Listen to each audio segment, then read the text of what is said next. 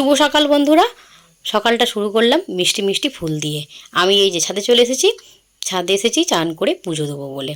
ঘরের সমস্ত বাসি কাজ সারা হয়ে গেছে, চান করে পুজো দেওয়ার জন্য এই যে গাছের ফুল তুলতে এসেছি।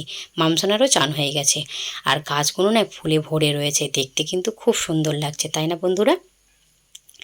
যতটুকু ফুল লাগবে ততটুকু ফুলই তুলবো, বাকি ফুলগুলো গাছেই রাখবো। গাছের কিন্তু সৌন্দর্য বাড়ায় এই ফুলগুলোই। সব ফুল তুলে নিলে গাছগুলো একদম বেমানান হয়ে যায়। আর একটা জিনিস দেখাই বন্ধুরা, এই যে ছাদ বাগানে আমার বেগুন গাছ। বেগুন বেগুন গাছেতে পুরো বেগুন এতটাই ফলেছে কি বলবো বন্ধুরা, আপনারাও নিজের চোখে দেখেন। সবটাই মাম্মামের ড্যাডির মেহনত। মাম্মামের ড্যাডি নিজে হাতে গাছগুলোর পরিচর্যা করে। আমি কিন্তু গাছের কিছুই কাজ করি না, মানে মাম্মামের ড্যাডি গাছের পেছনে অনেকটাই সময় দেয়, আর তারই ফল। পুজো দিয়ে টিফিন বানিয়ে এই যে দোকানে চলে এসেছি। বাবু আর মামকে খেতে দিয়েছি, আর এই যে দোকানে এসে মাম্মামের ড্যাডিকে ডাকছি, তুমি চলে যাও, যে টিফিনটা খাও, আর আমি দোকানে রয়েছি। এরকম অল্টারনেট করি আমাদের দোকানে বসতে হয় সকাল টাইমটা। এখন তো দুপুরে দোকান বন্ধ করা হয়।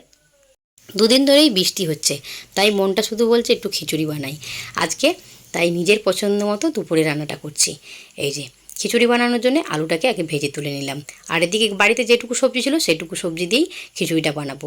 বিম কড়াই ছিল, গাজর ছিল, টমেটো পেঁয়াজ কেটে নিয়েছি, ফুলকপিটা ছিল না। আর এই যে গাজরের দুটো টুকরো দেখতে পাচ্ছ, ওই দুটো টুকরো হচ্ছে মামার বাবুর জন্য।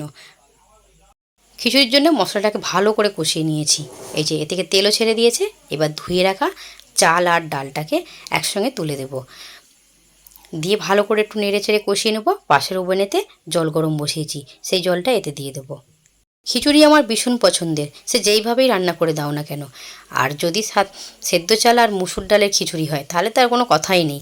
অনেকে আলো চাল বা গোবিন্দভোগ চালের খিচুড়িটা পছন্দ করে মুগ ডাল দিয়ে, কিন্তু আমার মুসুর ডাল আর সেদ্ধ চালের খিচুড়িটা ভীষণ ভালো লাগে।